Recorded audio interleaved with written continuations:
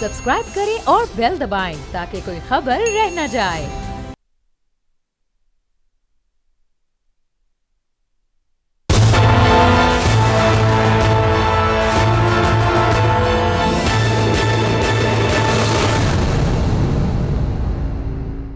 अस्सलाम वालेकुम, मैं हूं बाब जहांगीर। आप देख रहे हैं प्रोग्राम तज्जिया। निगरान वज़ीर आज़म अनवार उल हक काकड़ अब पूरी तरह ओहदा संभालने के बाद मुतहरिक हो चुके हैं। अपनी काबीना की तश्कील के लिए मुशावरत उन्होंने बड़ी तेज़ कर दी है और ये तेज़ी इसलिए है चूँकि आगे आने वाले दिनों में निगरान हुकूमत को बड़े बड़े फैसले लेने हैं और पहला बड़ा फैसला तो निगरान वज़ीर आज़म को आज ही करना पड़ेगा। पेट्रोलियम मसनूआत की कीमतों में इजाफे की जो समरी उनके पास गई है, अब उस पर वो दस्तखत करते हैं और दस्तखत करते हैं तो कितना इजाफा वो अप्रूव करते हैं, आवाम पर कितना मजीद बोझ डालते हैं। इस फैसले से अंदाज़ा होगा कि इस निगरान सेटअप के दौर में आवाम को आने वाले दिनों में कितना रिलीफ मिल सकेगा। चूँकि आगे बड़े बड़े मुआशी चैलेंजेस हमारे मुल्क को दरपेश हैं, उस पर भी बहुत सारे अहम फैसले करने हैं निगरान वज़ीर आज़म और उनकी काबीना को। और फिर किस तरह से पाकिस्तान के इस वक्त जो खारजी उमूर हैं उनको आगे लेकर चलना है, ये बड़ा इंपॉर्टेंट होगा। अब साबिक वज़ीर आज़म मियां नवाज शरीफ की वापसी की भी कुछ इत्तलात सामने आ रही हैं। उनकी पार्टी के कुछ लोग अब उनकी वापसी की तारीखें दे रहे हैं और ये कहा जा रहा है कि सितंबर के दरमियान में मियां नवाज शरीफ की वापसी होगी। और इस बारे में ख्वाजा आसिफ ने भी गुफ्तगू की एक प्रोग्राम में और उन्होंने ये कहा है कि जब तक रिस्क ज़ीरो नहीं हो जाता उस वक्त तक हम मियां साहब की वापसी को कंफर्म नहीं कर सकते और उसके बाद ही हम उनको वापस लेकर आएंगे जब कहीं कोई ख़तरा बिल्कुल मौजूद नहीं होगा। अब ये इस वक्त सारी सूरत हाल है। निगरान सेटअप आ तो चुका है, अनकरीब काबीना भी तश्कील पा जाएगी। अब ये सेटअप रहेगा कब तक, इंतखाबात होंगे कब, साफ शफाफ होंगे या नहीं होंगे, हल्का बंदियों का अमल कितने अरसे में मुकम्मल होगा, ये वो सारे सवालात हैं जिनके जवाब आज के प्रोग्राम में जानने की कोशिश करेंगे। मेहमानों का आपसे तारुफ कराते हैं। नज़ीर लगारी साहब सीनियर हमारे साथ मौजूद हैं, हसन रज़ा पाशा साहब माहिर कानून हैं, तज्जियाकार हैं, हमारे साथ मौजूद हैं। तो लगारी साहब अब काबीना की तश्कील का अमल अब बस शुरू हुआ ही चाहता है। बहुत सारे नामों पर गौर हो रहा है, कुछ लोगों के नाम फाइनलाइज हो भी चुके होंगे, कुछ मजीद आने होंगे। आज एक बड़ा फैसला करना होगा वज़ीर आज़म को। पेट्रोलियम मसनूआत की कीमतों में ये 24 रुपये अगर वो इजाफा कर देते हैं तो एक बड़ा बोझ आवाम पर पड़ जाएगा। आवाम को रिलीफ इस निगरान हुकूमत में, निगरान सेटअप में मिलता हुआ आपको नजर आ रहा है? इस सरदस्त तो ऐसी कोई सूरत हाल हमें नजर नहीं आ रही है और कोई भी कयामत इस मुल्क के लोगों के ऊपर टूट सकती है, इसलिए कि मईशत के जो बुकरात थे पिछले 4-5 साल से और उससे पहले भी, उन्होंने मईशत को संभालने के लिए कोई भी अमल इक़दाम नहीं किया। बात ये होती है कि आप कैसे अपनी फिस्कल पॉलिसी क्या बनाते हैं, अपनी मॉनेटरी पॉलिसी क्या बनाते हैं और फिर इसके अंदर कैसे तवाज़ुन पैदा करते हैं, आप क्या तरीक़ेकार अख्तियार करते हैं कि आपकी प्रोडक्शन जो है वो बढ़े। अब आप यह अंदाज़ा लगाएं कि जब आपकी पेट्रोल और पेट्रोलियम की मसनूआत की कीमतें बढ़ेंगी, जब आपके बिजली के नर्ख बढ़ेंगे, जब आपके तवानाई के तमाम जो वसीले हैं उनके नर्ख बढ़ते जाएंगे, तो फिर आपके मुल्क में पैदावार क्या होगी। और जब आपके पास एक मौका था फ़ायदा उठाने का तो आपने वो फ़ायदा नहीं उठाया था और उस वक्त आप जब चीज़ों को बेहतर कर सकते थे आपने नहीं किया। आपने दुनिया भर का ट्रस्ट जो है उसको लूज़ किया है और ये डॉलर पिछले इस हुकूमत के पिछले दिनों में तो गिर गया था जब आपको मिला था ये पैकेज IMF का, लेकिन उसके बाद तो फिर डॉलर को पर लग गए हैं, डॉलर फिर उड़ने लगा है, ऊंची परवाज करने लगा है। और उसके साथ साथ जब आप ये क़यामत तोड़ेंगे लोगों के ऊपर और जब पेट्रोलियम की मसनूआत और मिट्टी का तेल और ये सारी चीज़ें जो इंसान के रोज़मर्रा के इस्तेमाल की इनके ऊपर भी बम गिरेगा, तो मईशत आप संभालने की कोशिश तो कर रहे होंगे लेकिन लोगों की मईशत तबाह हो जाएगी। लोगों की रोज़मर्रा की ज़िंदगी जो है उसमें किसी किस्म का कोई भी हल्का सा रिलीफ का पुरसा भी मौजूद नहीं है। लोगों को मुझे कोई रिलीफ नज़र नहीं आ रही है और अब भी नुकसान किसी का नहीं होगा, उसका जो बैठा हुआ है बिजनेस कर रहा है उसने कंज्यूमर से प्रॉफिट लेना है। ये अलग बात है कि आपको चीजें मार्केट में मिलती हैं नहीं मिलती हैं, इंटरनेशनल मार्केट में आपकी क्या पोजीशन होती है, आपको घसीट कर आदमी मालियाती इदारे उस तरफ ले जाएंगे। जब आप ना भी होंगे, डिफॉल्ट कर नहीं भी कर रहे होंगे, तब भी आप अमलन डिफॉल्ट कर चुके होंगे। ये सूरत हाल आपको पेश आने वाली है और इसको किसी वक्त लोगों की अब इतनी सख्त नहीं रही है कि वो कोई एक रुपए का भी इजाफा बर्दाश्त कर सकें। तो ये देखें, आपने उन लोगों पर नहीं लगाया जिन टैक्स जो है उन लोगों पर नहीं लगाते हैं ना, उन लोगों को तो आप पिछले तो एक बड़ी लगाई साहब आप कह रहे हैं कि 1 रुपए की सकत नहीं और यहाँ तो कोई 20-25 रुपए का इजाफा होने जा रहा है। अब अगर ये इजाफा कोई मुंतखब हुकूमत करती है तो कम अज़ कम आवाम के पास ये चॉइस होती है कि आने वाले इंतखाबात में वो उसको वोट ना दें, उसको ना मुंतखब करें, वो अपना गुस्सा शो करें। लेकिन जब मुल्क में निगरान हुकूमत है और वो कोई ऐसा फैसला करती है तो आवाम के पास तो वो चॉइस भी नहीं है कि वो इलेक्शन में कम अज़ कम, चूंकि ये एज पार्टी तो इलेक्शन में जाती नहीं है, तो सब इंडिविजुअल्स हैं। नहीं, बात तो सही है, लेकिन ये जो अख्तियारात इनको हवाले किए गए, जब बाकायदा जाकर आपने कानून साजी की है, जब आपने इनको मुंतखब हुकूमत के अख्तियारात मुंतकिल करने की बात की है, जब आपने रूल्स ऑफ बिजनेस तब्दील किए हैं, तो ये तो इन सियासी जमातों को सोचना चाहिए था जो इलेक्शन में जा रही हैं कि आप उनको सिर्फ आइन के तहत इंतखाबात कराने के अख्तियार देते ना। जब आपने इनको मुंतखब वज़ीर आज़म के सारे अख्तियारात देने की बात की है तो फिर आपको उनके नतायज को भी शेयर करना पड़ेगा। जनाब मियाँ शहबाज शरीफ ये कहकर अपनी जान नहीं छुड़ा सकेंगे जनाब वो तो मेरे बाद हुआ इजाफा। जनाब ये कानून किसने पास किया था कि निगरान वज़ीर आज़म का अख्तियार जो है वो मुंतखब वज़ीर आज़म की तरह का होगा। सही। तो हसन रज़ा पाशा साहब, अब ये फिर इसका मतलब जिस तरह लगाई साहब फरमा रहे कि जो साबका हुकूमत गुजरी है अभी PDM की, फिर वो हुकूमत भी इतनी ही जिम्मेदार होगी जितनी निगरान हुकूमत। अगर आवाम को कोई रिलीफ नहीं मिलता और ये काबीना जो अभी 1-2 रोज़ में तय पा जाएगी, आज वज़ीर आज़म कीमतों में इजाफे का ऐलान कर देंगे निगरान वज़ीर आज़म, तो आवाम को तो ना उस हुकूमत में कोई फ़ायदा हो रहा था ना इस हुकूमत में कोई फ़ायदा हो रहा है। अब सियासी फ़ायदा कौन उठा रहा है सर?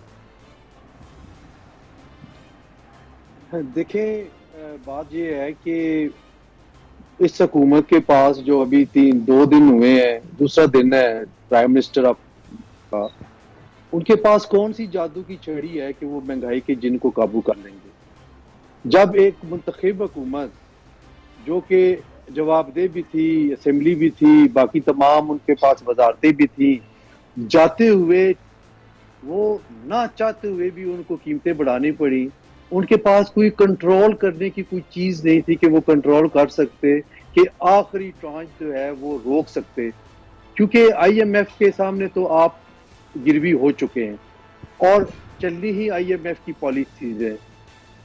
इंटरनेशनल मार्केट में तेल की कीमत कम हुई है, अमेरिका में तेल की कीमतें कम हुई हैं। कल परसों ही जो है उनका जो कीमतों का ऐलान हुआ तो उसमें रिडक्शन हुई है, लेकिन आप अभी बढ़ाने के लिए जा रहे हैं और इनको कोई रुकावट नहीं है, इन्होंने बढ़ा देनी है। ये खाम ख्याली होगी हमारी कि हम ये एक्सपेक्ट कर रहे हों कि जो मौजूदा सेटअप है इससे हमें कोई रिलीफ मिलेगा।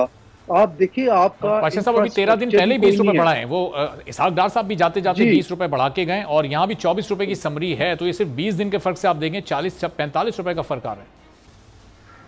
देखिए, वो एक मुंतखब हुकूमत थी, उन्होंने आगे इलेक्शन भी लड़ना है और अवाम के पास जाना है। वो पूरी कोशिश के बावजूद वो कीमतों का इस्तेकाम नहीं रख सके, कम नहीं कर सके और उनको 20 रुपए बढ़ाना पड़ा। तो मैं इसी तनाजुर में ये अर्ज कर रहा था कि जो अब हुकूमत है, जो प्राइम मिनिस्टर साहब हैं, इन्होंने तो अभी इलेक्शन में नहीं जाना, ना ही ये किसी पार्लिमान को जवाबदेह हैं, ना ही किसी वोटर को जवाबदेह हैं। तो ये तो बड़ी आसानी के साथ इन्होंने दस्तखत कर देने हैं, समरी अप्रूव कर देनी है, 24 ना सही 20 रुपए कर देंगे। तो 20 रुपए भी ये जो है ये इजाफा 15 दिनों में अगर 40 रुपए बढ़ता है तो ये बहुत बड़ा इजाफा है। और जिस तरह लगारी साहब फरमा रहे थे कि इसका इम्पैक्ट हर शोबे जिंदगी पे पड़ना है, हर चीज पे पड़ना है। ये मत समझें कि सिर्फ जो गाड़ियां चला रहे हैं उन पे असर पड़ेगा, उनकी जेबों पे असर पड़ेगा। आपने जो चीज भी यूटिलिटीज लेने के लिए जाना है, आपने दुकानों पे, स्टोर्स पे या और, तो वो आपको इसी रेशो के साथ महंगी मिलेगी। तो ये एक महंगाई का बहुत बड़ा तूफान आने वाला है। और मैं तो ये सोच रहा हूं कि अवाम का क्या बनेगा। जो पिछले महीने बिजली के बिल आए, आप वही सोच लें तो वो नाकाबिले बर्दाश्त हैं। जो 25,000 रुपया तनख्वाह ले रहे हैं, उनको जब बिजली का बिल 20,000 रुपये देना पड़ता है तो बाकी 5,000 में वो किस तरह गुजारा कर रहे होंगे। तो ये यकीनन ये एक अनार्की की तरफ जाएगा। मैं तो समझता हूँ कि ये मुल्क के लिए बड़ा नुकसानदेह होगी ये सूरत हाल। तो लगाई साहब, इसका मतलब आज हुकूमत जो भी फैसला करेगी और फिर काबीना की जो तश्कील हो रही है उसमें जो जो नाम शामिल होंगे वो किस तरह के नाम शामिल होते हैं, किन किन लोगों को काबीना का हिस्सा बनाया जाता है, उससे निगरां वज़ीर आज़म और इस निगरां हुकूमत की इंटेंट वाज़े हो जाएगी कि ये किस तरह से अगला जो 3, 4, 5, 6 महीने का टेन्योर है वो गुजारना चाह रहे हैं। अंदाज़ा हो जाएगा काबीना की तश्कील में कौन से नाम शामिल होते हैं इससे और आज के फैसले से। मेरे ख्याल में आज का फैसला भी एक टेस्ट है, और जिन लोगों के नाम अभी तक लिए जा रहे हैं हमें नहीं अंदाज़ा है कि उनमें से किस नाम को जो है वो ऑफर की गई है, किससे बात की गई है, किससे रब्ता किया गया, हमें किसी का भी नहीं मालूम है। हमारे बहुत से दोस्तों के नाम आए हुए हैं लेकिन वो हमें मजाक ही लगता है। और बहरहाल अब कोई चीज़ मुश्किल नहीं है। मुश्किल इस मुल्क में सबसे ज़्यादा बड़ी मुश्किल उस शख्स की है जो लोअर मिडिल क्लास का है, और लोअर मिडिल क्लास को भी हम कह देते हैं, लेकिन जो उससे लोअर है वो क्या करेगा, जो आम आदमी है वो क्या करेगा, जिसके पास कोई मुस्तकिल रोजगार नहीं। चंद जो नाम इस वक्त ज़ेरे गर्दिश है वो मैं चंद नाम आपकी खिदमत में पेश कर देता हूँ। अब ये ज़ाहिर है कि हो सकता है इनका में से किसी का इंतखाब ना हो, किसी का हो भी जाए। भी जलील अब्बास जिलानी साहब का नाम आ रहा है, शुएब सडल साहब का नाम है, एहसन भून साहब का नाम है, सरफराज बुक्टी साहब का नाम लिया जा रहा है, जुल्फ़िकार चीमा साहब का नाम भी ज़ेरे गौर है, मोहम्मद अली दुरानी साहब को वजारत इत्तलात के कलमदान के लिए उनके नाम पर भी गौर किया जा रहा है। अभी ये कंफर्म नहीं है लेकिन ये नाम अभी जो सोर्सेज से निकल कर सामने आए वो है। तो मेरे ख्याल ये है कि ये सारे लोग जो हैं बिल्कुल हो सकते हैं और ये वजारतें संभाल सकते हैं, चूँकि इनमें से अक्सरियत तो वो है ना कि जो ब्यूरोक्रेसी में रहे हैं और इनका कभी भी आम आदमी के साथ इस तरह का ताल्लुक नहीं रहा है कि वो एक बराबर की सतह के आदमी का हो। कोई इनके दरवाजे पर दस्तक देने का सोच भी नहीं सकता जिसके पास अपना रोजगार ना हो। जिसके पास अपना रोजगार ना हो वो तो सोच ही नहीं सकता इनकी तरफ, और ये कभी भी ये दरवाज़ा नहीं खुलेंगे इनके। ये बैठकर फैसले करेंगे ठंडे कमरों में आराम से सुकून के साथ, और लोग जो इसी तरह से रुल रहे होंगे। पाकिस्तान की अगर आबादी 24 करोड़ 10 लाख शुमार की गई है तो पाकिस्तान के 23 करोड़ से ज़्यादा लोग जिंदगी उनके लिए एक अजाब है, एक मुसीबत है। और वो अपने बच्चों को, मैं बाकी जानता हूं कि बच्चों को स्कूल से उठा लिया गया है, और वो भी सरकारी स्कूलों से। भाई हम किताबें कहाँ से लाएं? वो ये कहते हैं कि बच्चों के साथ हम बच्चे पढ़कर जो है वो क्या करेंगे, ये कागज चुनकर लाएंगे, ये जाकर रद्दी टुकड़े भूसी टुकड़े उठाकर लाएंगे, ये जाकर किसी लोहे का कोई टुकड़ा लेकर आएंगे, कुछ शीशे का टुकड़ा लेकर आएंगे, इससे दिन भर में कुछ कर लेंगे, उससे 5 रुपए मिल जाएंगे, हमें आधा किलो आटा मिल जाएगा, ये बहुत होगा। लेकिन लोगों के लिए अब जिंदगी गुजारना बहुत मुश्किल हो रहा है। और मुझे एक बहुत बड़े कहत की सूरत हाल लग रही है। यानी कहत नहीं होगा, अशिया अगर दस्तयाब भी होंगी तो खरीदारी की सकत नहीं होगी लोगों के अंदर। लोग क्या ले सकेंगे? आटा नहीं ले यार, आटा और चीनी और ये दूध और ये रोजमर्रा के इस्तेमाल की चीजें आप देखिएगा, लोग नमक मिर्च और दालें तक नहीं ले सकेंगे। मुर्गी और गोश्त खाना तो बिल्कुल एक ख्वाब बन जाएगा। लोग आम सकेंगे, रोटी कहाँ से खाएंगे? तो लगाई साहब ये तो एक बड़ी खौफनाक सूरत हाल आगे इसका मतलब नजर आ रही है। तो ये काबीना में फिर आप क्या समझते हैं, क्या सियासी लोग शामिल होने चाहिए थे? अगर सियासतदान होते तो फिर उन पर एतराज़ ये होता कि ये न्यूट्रल नहीं है, इनका किसी न किसी सियासी जमात से ताल्लुक है, किसी जानिब ज़्यादा झुकाव है, तो वहाँ भी फिर एतराज़ आता, चंद जमातें फिर उस पर भी एतराज़ात उठाती। लेकिन मेरी बात सुनिए, अब हमें कम अज़ कम एक बात मान लेनी चाहिए कि 2017 तक हमारा सारा सिस्टम ठीक चल रहा था, उसमें कोई अजाब नहीं आया था, कोई मुसीबत नहीं आई थी। जब ये चाहा गया कि जनाब एक गमले में उगाया हुआ फूल जो है उसको लेकर आया जाए, और क्यारियों में जिसको परवान चढ़ाया गया और जिसकी पनीरी लगाकर लाया गया, उसने 3.5 साल तक, 3.25 साल तक इस मुल्क का हशर बिगाड़ दिया है। और शुमारियात देखें आप, आजाद शुमार देखें जनाब, हमारी ग्रोथ जो है वो 6% ग्रोथ जो है वो -0.04 से अचानक जंप करती है और 6% तक चली जाती है। ये होता कैसे मुआवजा? मुझे आज तक ये समझ 2000 2020 के और 2021 के शुमारी आप आजादो शुमार देखें, और 2022 को जिस तरह से शौकत तरीन साहब ने कोई ऐसा अचानक पाकिस्तान को जो है वो थर्ड वर्ल्ड से निकाल कर फर्स्ट वर्ल्ड में ले गए थे, और दूध और शहद की नदियां बह रही थी और कमाल हो गया था, और पाकिस्तान की जो ग्रोथ रेट है वो बढ़कर 6% तक चला गया था। खुदा का खौफ करो यार, खुदा का खौफ करो। तबाह कर दिया था इस साबिक हुकूमत ने जो इस मुल्क के लिए अजाब बनकर आई थी, और जिन लोगों ने सिलेक्ट किया था वो इस मुल्क के सबसे बड़े जवाबदेह होंगे इस बात के कि कैसे इसको लाने के लिए आपने क्या क्या पापड़ बेले थे, क्या क्या धांधलियां की थी, क्या क्या रास्ते निकाले थे, और अगर आप आगे भी यही कुछ करना है तो फिर हम क्या करें। लेकिन लगाई साहब इन 16 माह में इस हुकूमत में शामिल कितने लोगों का शफाफ एहतसाब हुआ? बहुत सारे लोग ऐसे हैं जो कि अभी जब ये वजीर आजम, निगरान वजीर आजम के नाम के लिए उनको कंसीडर किया जा रहा था, अब्दुल हफीज शेख साहब को कंसीडर कर रहे थे, वो भी उस दौर में रहे। फिर बहुत सारे लोग ऐसे हैं जिन्होंने अपनी जमात तब्दील की, उनके खिलाफ कहीं कोई कार्रवाई नहीं हो रही, कोई तहकीकात नहीं हो रही, कोई उनका एहतसाब नहीं हो रहा, वो इस्तेहकाम पार्टी में चले गए, किसी और पार्टी में चले गए और वो साफ शफाफ हो गए। मैं ये कहता हूं किसी के हाथ में कुछ नहीं था। इन्होंने मुल्क के अवाम के हाथ पांव बांध कर आलमी मालियाती इदारों के हवाले किया। जब गवर्नर स्टेट बैंक के इख्तियारात बढ़ाए जा रहे थे तो ये साफ लग रहा था कि गवर्नर स्टेट बैंक को, मालियाती निज़ाम को, फिस्कल और आपकी जो है वो पॉलिसी को, और आपकी हर पॉलिसी को जो है वो बाकायदा सबमिट किया जा रहा है, सपोर्ट किया जा रहा है। आपकी मालियाती सॉवरेनिटी इस वक्त आपकी गुलाम बन चुकी है। आपकी कोई मालियाती सॉवरेनिटी इस मुल्क में एग्जिस्ट नहीं करती। आप सिर्फ देखेंगे कि आलमी मालियाती इदारे आपके बारे में क्या फैसला करते हैं और डिक्टेशन क्या देते हैं। कोई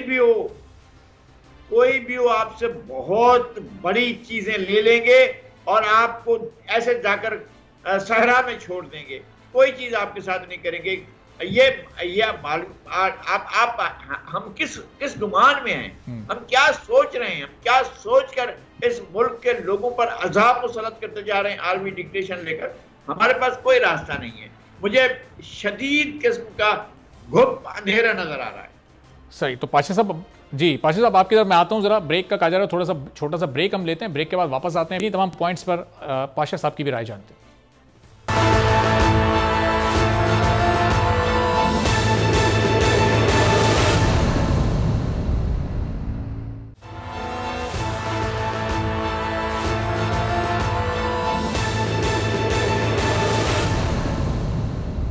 प्रोग्राम में एक बार फिर आपको खुशामदीद कहते हैं। और मुंतखब हुकूमत के इख्तियारात वाली निगरान हुकूमत अब बस मुतहरिक हुआ ही चाहती है। वज़ीर आज़म तो अब एक्टिव हो चुके हैं, लेकिन अपनी काबीना की तश्कील वो बस सब करने वाले हैं। बहुत सारे नामों पर इस वक्त गौर हो रहा है, लेकिन क्या आवाम के रिलीफ में ये निगरान हुकूमत बेहतर साबित हो सकेगी? आवाम को इस निगरान सेटअप में कोई फ़ायदा हो सकेगा या नहीं? अब ये वो सवाल है जिस पर हम प्रोग्राम की इब्तिदा से ही बात कर रहे हैं। तो हसन रज़ा पाशा साहब, लगाई साहब ब्रेक से पहले कह रहे थे कि भी आगे तो बिल्कुल घुप अंधेरा है, कोई उम्मीद की किरण इस वक्त इस हुकूमत में हमें दिखाई नहीं दे रही। तो अगले 4-5 माह हुकूमत के लिए, निगरान हुकूमत के लिए तो जो चैलेंजेस होंगे वो होंगे, लेकिन जो महंगाई का असर आवाम पर पड़ेगा वो इसको किस तरह बर्दाश्त कर सकेंगे? चूंकि बड़ा सख्त वक्त है न सिर्फ मुल्क के लिए बल्कि मुल्क की आवाम के लिए भी।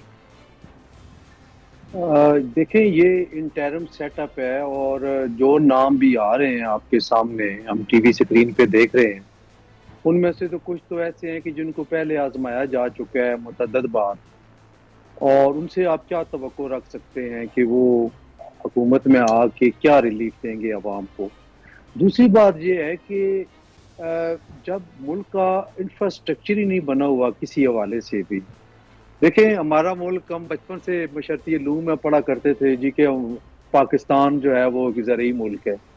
कहाँ से ज़रई मुल्क रह गया? आपने तमाम ज़मीनें जो हैं वो प्रॉपर्टी टाइकॉन को दे दी हैं और उन्होंने वहाँ पे मकान बना दिए। ठीक है, मकानों की ज़रूरत है, प्लॉट्स की ज़रूरत है, लेकिन उसके लिए आप ऐसी ज़मीनें जो कि ज़राअत के लिए आइडियल हो सकती थी, वहाँ पे आपने उनको वो मकान बनाने की, और कन्वर्जन पे कोई कंट्रोल ही कोई नहीं है, किसी महकमे का कंट्रोल नहीं है कि कोई ये क्या, और एनओसी पे एनओसी दिए जा रहे हैं। वो इदारे जिनको कंट्रोल करना चाहिए था वो एनओसी दे रहे हैं कि ऑल राइट जी यहाँ पे आप सोसाइटी बना सकते हैं।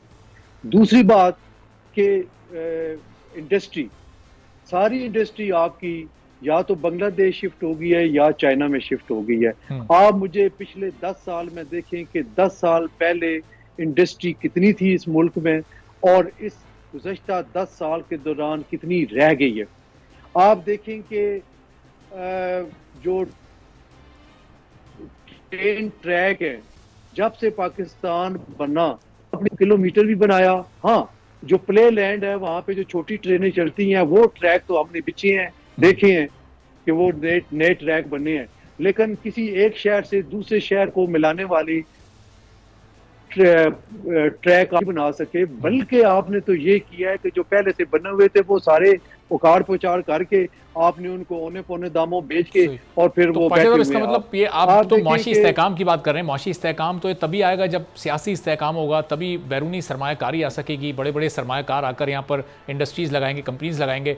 लेकिन जब यहाँ 3, साढ़े 3, 4 साल में हुकूमतें तब्दील होंगी या वज़ीर आज़म आते जाते रहेंगे तो फिर ये सियासी इस्तेहकाम कैसे मुमकिन हो सकेगा? और मुआशी और सियासी इस्तेहकाम तो ज़ाहिर है आपस में जुड़े हुए हैं। देखिए, सियासी इस्तेहकाम के लिए भी कोई विल चाहिए। जब आप आते हैं किसी की मर्जी से तो फिर आपने उनकी खुशनुदी करनी है।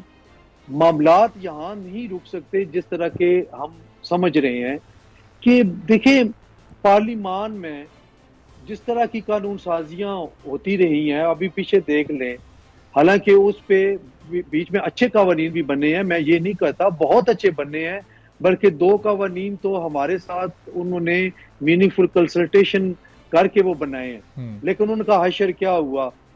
अगर 2 एक अच्छे कानून बने हैं तो उनको आला अदलिया स्ट्राइक डाउन कर रही है। तो हम हर इदारा देख रहे हैं कि वो दूसरे इदारे की डोमेन में दखल अंदाजी कर रहा है और जो ट्राइकॉटमी ऑफ पावर जो आईने पाकिस्तान में दिया गया है उस पर कोई अमल दरामद नहीं हो रहा। और जब ऐसी सूरत हाल होगी तो कैसे इस्तेकाम होगा? सिर्फ इलेक्शन नहीं करवाने होते, बल्कि इलेक्शन के बाद आगे जो आपने अपने गोल अचीव करने होते हैं उन पे आपकी नजर होनी चाहिए। लेकिन वहां पे बदकिस्मती ये है कि आप कुछ कर नहीं पाते और फिर हर आने वाली हुकूमत पिछली हुकूमत पे मलबा डाल देती है और मामलात को डे टू डे अफेयर्स चलते हैं। मुझे नहीं फर्क लगेगा कि ये जो इंटरम सेटअप आएगा वो पिछली 2 हुकूमतें या 3 हुकूमतें जो गुजरी है उनसे डिफरेंट कर। अच्छा, वो उसी तरह ही होगा जिस तरह के चलता रहा है मामला। ठीक है, तो लगाई साहब, ये अगर इंटरम सेटअप अपने मुकर्ररा मुद्दत से लंबा चलता है तो फिर जाहिर है बात वहीं सियासी इस्तेहकाम की आएगी। फिर कोई भी दोस्त मुल्क अगर यहाँ सरमायाकारी करना भी चाहता है, किस तरह से उसका एतमाद फिर इस हुकूमत पर होगा? चूँकि ये कोई मुंतखब हुकूमत तो होगी नहीं, इसके लिए तो जल्द अज जल्द इलेक्शन की तरफ जाना होगा, जो कि अगले चंद माह तक तो नज़र नहीं आ रहा। मुझे पता नहीं ये पूछना चाहिए नहीं पूछना चाहिए। जिन लोगों की जिम्मेदारी है कि इस रियासत को महफूज, सलामत, एक ही रियासत के तौर पर हर हालत में बरकरार रखें, वो अपनी इस जिम्मेदारी को पूरा कर रहे हैं। मुझे या क्या वो इस रियासत को अपनी रियासत समझते हैं? जितने भी मैं अपने आप से भी सवाल करता हूँ, मैं अपने गिरेबान में झांक कर बात करूँ, मैं अपने आप को देखकर सोचूं। बस अब अपने आप को सोचें कि क्या हम इस मुल्क को कहाँ ले जा रहे हैं। हमें एक ट्रुथ एंड रिकंसिलिएशन कमीशन बनाना चाहिए जो हमारे जराइम की पूरी तारीख लिखे और फिर उस तारीख में हमें कंडम करे और फिर नई तारीख शुरू हो, तब जाकर आप शुरू कर सकते हैं चीजों। आप सोचें कि इस मुल्क में कायदे आजम के रुफ़काए कार को पाकिस्तान बनाने वालों को किस तरह से पूरे के पूरे प्रोसेस से अलग कर दिया गया और कायदे आजम के एक रफीके कार को बुलाकर क्या कहा जाता है कि तुम गद्दार हो, तुम गैर मुहिब्बे वतन हो और हम तुम्हें निकाल रहे हैं। और जब उसको गालियां दी जा रही हैं, ये कुदरतुल्लाह शहाब ने लिखा है, जब गालियां दी जा रही हैं तो गुलाम मोहम्मद पूछता है क्या इसको जो मैं गालियां दे रहा हूं समझ में आ रही है? उन्होंने कहा जी वो बंगाली है, उसको क्या पता है। उसने कहा लेट हिम अंडरस्टैंड, उसको समझाओ कि मैं उसको क्या गालियां दे रहा हूं। मुल्क किस तरह चला है? जिसने लाहौर में खड़े होकर, बंगाल से आकर लाहौर में खड़े होकर जिसने करारदाद लाहौर पढ़ी उस शख्स को कहा कि तुम डाकू हो, तुम चोर हो, तुम खाइन हो, और उसकी हुकूमत थम्बिंग मेजॉरिटी लेकर आई थी। 230 से ज्यादा सीटें ली थी 300 के ऐवान में। और फिर क्या हुआ, 3 महीने भी उसकी हुकूमत नहीं चली, उसको कहा कि जाओ। और मुस्लिम लीग ने 9 सीटें ली थी। मुस्लिम लीग से ज्यादा सीटें कांग्रेस की थी, कांग्रेस को 10 सीटें मिली थी। और उस जमाने में कांग्रेस ने भी इलेक्शन में हिस्सा लिया था ईस्ट पाकिस्तान में।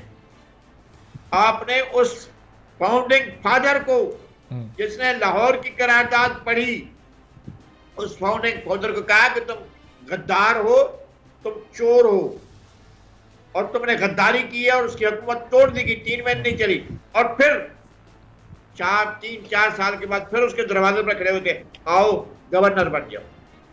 यार करते क्या है यार, क्या करते हैं? क्या मसला था? क्यों लाहौर में मार्शल लॉ लगाया गया? हमें बताए ना आज। यार कोई तो ट्रुथ एंड रिकंसिलिएशन कमीशन बने। लेकिन लगाई साहब ये कमीशन कोई भी हुकूमत, कोई मुंतखब हुकूमत नहीं बना सकी। क्यों नहीं बना सकी? जब भी कोई जमात अपोजिशन में होती है, शाहिद खाकान अब्बासी साहब पिछले पूरे टेन्योर में जब वो अपोजिशन में थे, वो इस कमीशन का मुतालबा करते रहे। पीडीएम जब हुकूमत में आई, 16 माह हुकूमत में रही, तो ये बना देते। जब मुस्लिम लीग नून की गवर्नमेंट थी 5 साल, उस वक्त बना देते। 4 साल नवाज शरीफ वजीर आजम रहे, उससे पहले 5 साल दौर पीपल्स पार्टी का गुजरा। कोई सियासी जमात क्यों नहीं सोचती इस बारे में?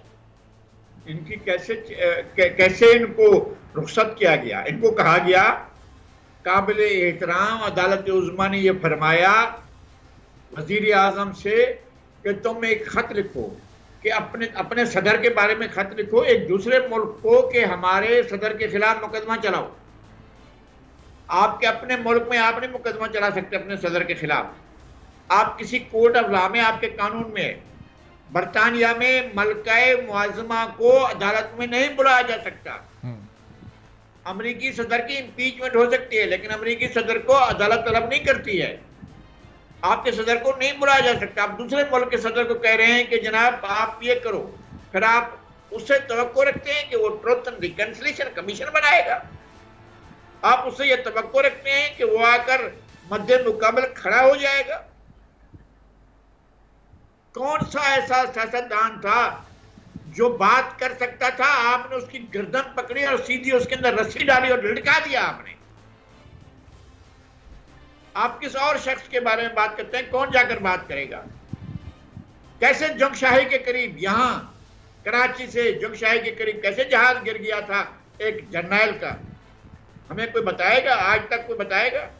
जिसके पास फाइलें थी, लियाकत अली खान के कत्ल की फाइलें लेकर जा रहा था, और जो कत्ल के सारे, और जिन लोगों ने कत्ल को मिटा दिया है उनकी औलाद आज भी बड़े मजे कर रही है, ऐश कर रही है। उनको नित नए उनको ओहदे दिए जाते हैं, नित नए मनासिब दिए जाते हैं। आखिरी वक्त तक जिसने गोली चलाई थी सैयद अकबर, उसके खानदान का आखिर तक तहफ़्फ़ुज़ किया गया, आखिरी वक्त तक तहफ़्फ़ुज़ किया गया। अभी पिछले दिनों उसकी बीवी फौत हुई है।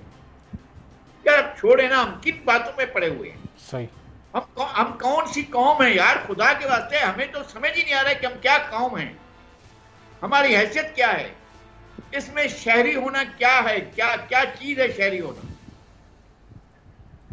सही। हमारे यहाँ क्या सियासत रही है? हमारे यहाँ क्या अदालत रही है? हमारे क्या ब्यूरोक्रेसी रही है? ताजर रहा है? सनतकार रहा है? क्या आपका ये ख्याल नहीं है कि ये एक इज्तिमाई लूट मार का हमने गिरोह पाल लिया था, जो हर शक्ल में बैठकर यहाँ अभी इन दौर में, जो जब ये पिछली हुकूमत थी और ये मौजूदा 16 माह की हुकूमत, किसी एक शख्स को मैं चैलेंज करके कहता हूँ कि चपरासी तक की भी नौकरी जो है वो पैसे के बगैर नहीं मिली है। अब मुल्क चला रहे हैं, ऐसे मुल्क चलाते हैं क्या? सही। हसन रजा पाशा साहब, जरा इलेक्शन कमीशन और थोड़े से उसके कानूनी मामलात की तरफ आते हैं। अब ये डीलिमिटेशन का जो अमल है, इसको मुकम्मल करने का कोई टाइम फ्रेम इनके पास होगा, या इनके इलेक्शन कमीशन के पास अनलिमिटेड टाइम है कि वो जब तक चाहे वो ये प्रोसेस मुकम्मल करती रहे, और फिर निगरान हुकूमत और इलेक्शन कमीशन मिलकर कंसल्टेशन से इलेक्शन की कोई डेट दें? तो आने वाले दिनों में ऐसा कोई इम्कान आपको नजर आ रहा है अगले 3 माह में, 4 माह में कि अमल मुकम्मल हो जाए?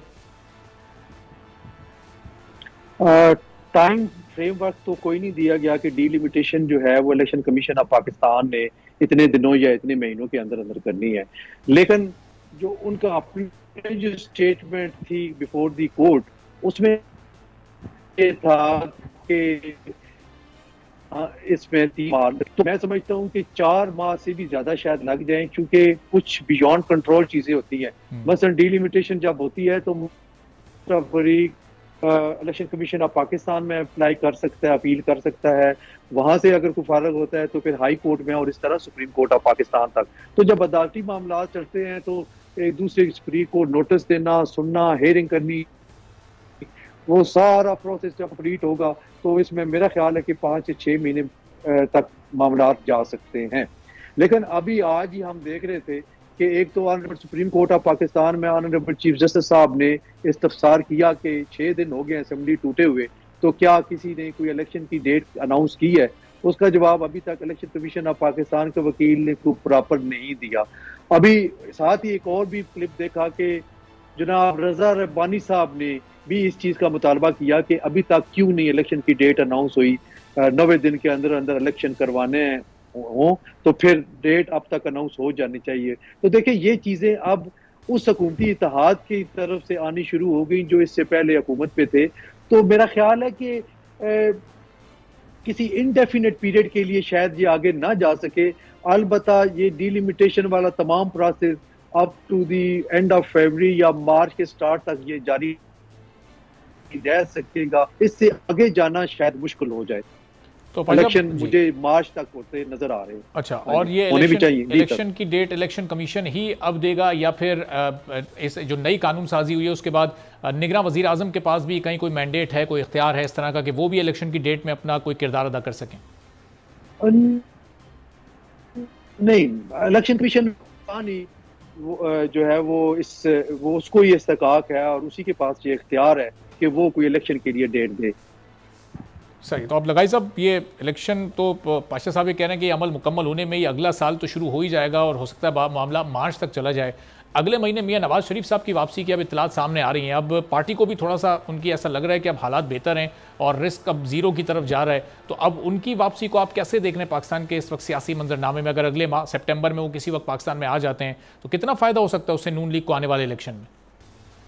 मैं इस फोरम अपने ही चैनल के थ्रू में अपील करता हूँ, वापस आ जाएं, वो आ जाएं वापस। इस बात का इंतज़ार ना करें कि मैंने जेल जाना है, थाने जाना है, कचहरी जाना है, पेशे जाना है, अदालत में जाना है, जो कुछ भी होना है वो आ जाएं। और अब अगर वो किसी की चीज़ का इंतज़ार करते हैं तो फिर वक्त गुजर जाएगा। ठीक है, और उन्हें मुल्क में वापस आना चाहिए और अपने सियासी अमल में हिस्सा लेना चाहिए। बिल्कुल ठीक है, आपने बिल्कुल दुरुस्त मशवरा दिया। अब देखते हैं कि कब तक उनकी वापसी होती है, अगले महीने वो आते हैं या नहीं आते। बहुत शुक्रिया साहब, हसन रजा पाशा साहब, दोनों मोअज़्ज़ज़ मेहमानों का। आज के प्रोग्राम से इजाज़त दीजिए, अल्लाह हाफ़िज़।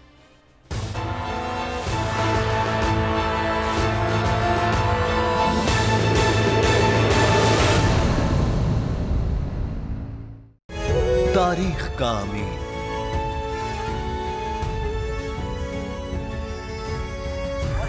आजादी की अलामत,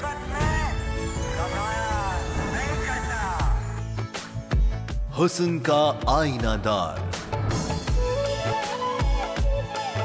फिक्र नजरिए की अक्कास, सरफराजी का गवाह, यानी हम सबका निगहबान पाकिस्तान।